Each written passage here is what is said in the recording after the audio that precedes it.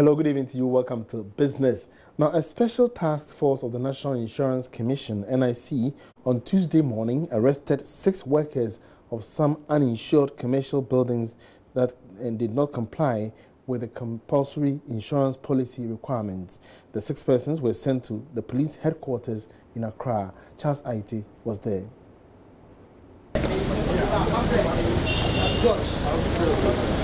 The distress action saw some workers of commercial buildings that do not have the compulsory insurance policy picked up by the police.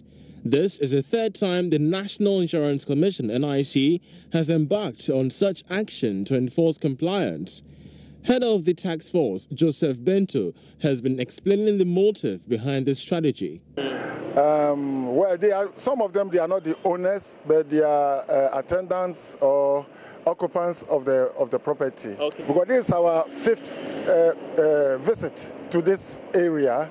We have already come over and over. We have explained, we have given them caution and so forth and so on. Today we come with the full force, with the police and the fire service. Okay. And it's only today we are making an arrest. All right. So we have done persuasion all over the years, and now we are trying to be a little stronger.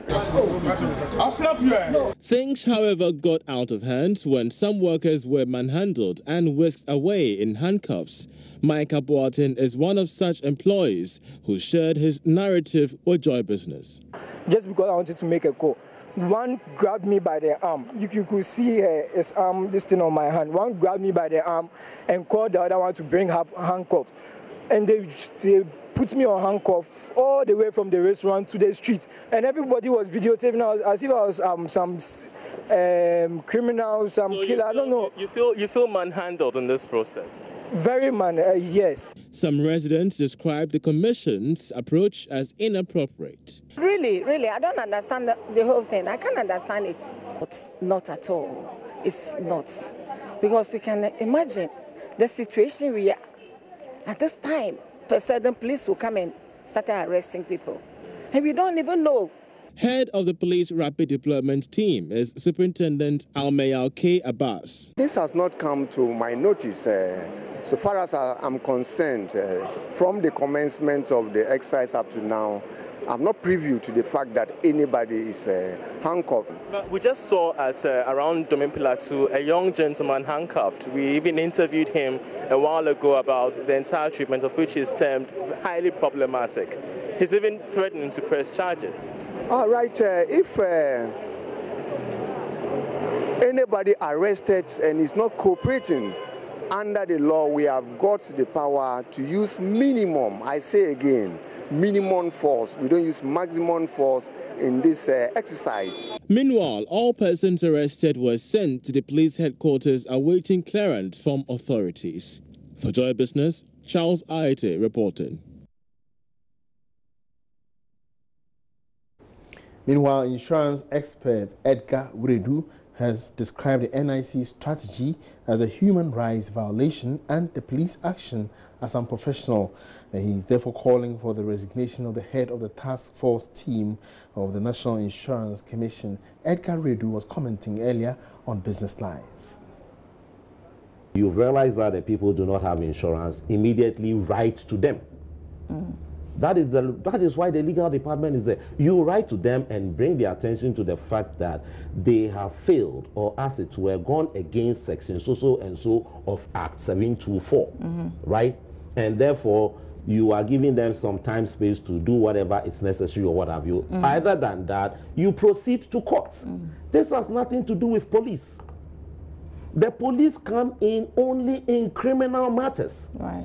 No, you suggesting that, Sandra, I owe you some money and therefore there's a problem, then you go and bring the police to come and it's become the norm now because people have been using the police to collect their debt. And I'm so disappointed that it's happening, and you say, as at the time, they are still at the police headquarters. So no police officer No police officer at that police headquarters can see that what has been done is totally against the rights of the people. I understand the whole exercise is just to even protect the third party in these buildings. Exactly. And here we are, the third party is being whisked away by the police. And now the boys that have been, picked up. Right.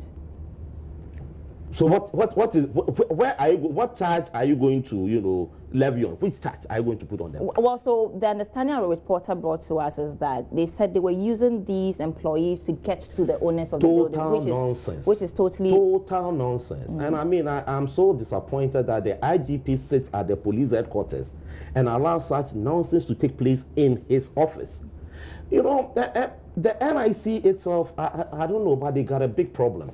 Mr. Benton at the NIC must even resign. This is totally unacceptable. So, you don't even know which law you are enforcing now. Are you talking about the occupier's liability?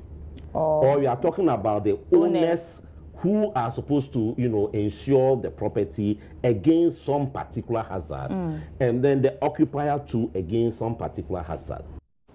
Let's move away from that story. And Deputy Minister of Trade and Industry, Carlos Ahenkra, has reiterated government's commitment to supporting distressed but viable companies.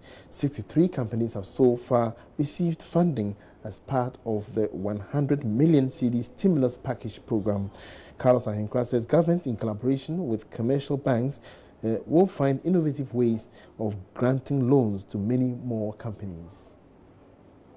Government, as part of the industrialization agenda, announced a stimulus package for potential but struggling companies in order to make them competitive. Since its inception last year, about 63 companies have so far been supported.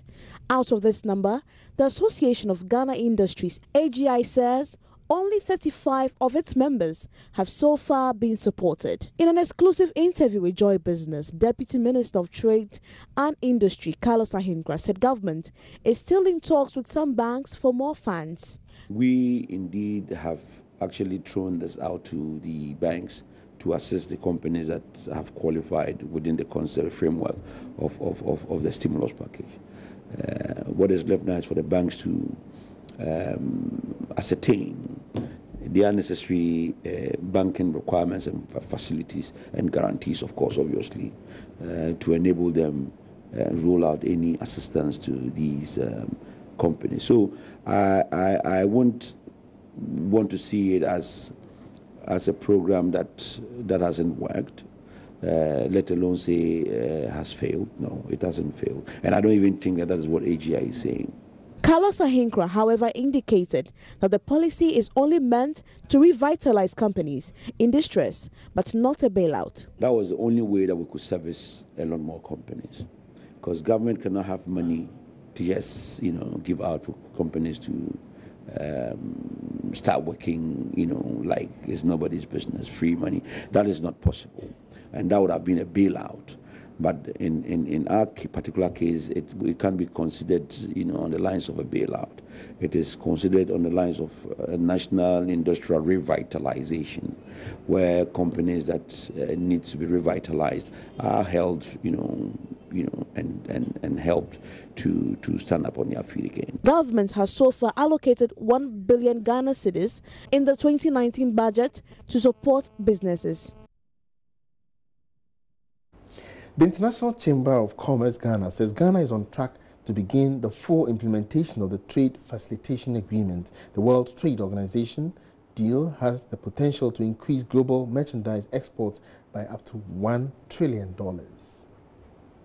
The full implementation of the Trade Facilitation Agreement is expected to reduce members' trade costs by an average of 14.3%, with developing countries having the most to gain. Ghana in January 27 ratified the WTO Trade Facilitation Agreement, making it the 104th country to ratify. Secretary General for the International Chamber of Commerce Ghana, Emmanuel Donikwame, explained that although the implementation of the paperless system at the ports has moved Ghana a step closer in achieving full implementation, there is still more to be done. One is the one on Article 1, publication, notification, and having in place an inquiry points where people can have access to information on new tariffs, new duties, information on new laws, that tend to affect their business.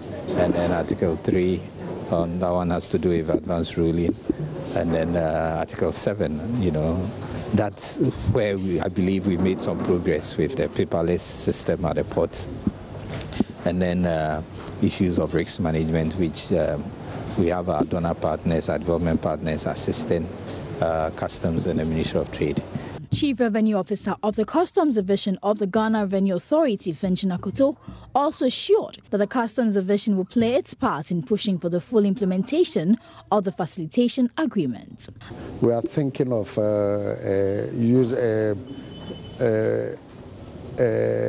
putting it in our strategic plan. You know, Customs, we have a 3-year strategic plan. We are here to roll out a new strategic plan. Once the plan is there, then it becomes a project, and then financing will be provided for all activities that will have to be carried out for that cooperation to be undertaken. So we'll have to bring it to the attention of our top management and then to the government and see how best we can do that. The Trade Facilitation Agreement is the first multilateral trade agreement to come into force in over 2 decades and aims to make trade easier and simpler. For Joy Business, Karen Dodu. And that's all in business on Joy News Prime tonight. Many thanks for watching. But for more business stories, log on to myjoyonline.com/business. My name is Emmanuel Apwaji. Have a good evening.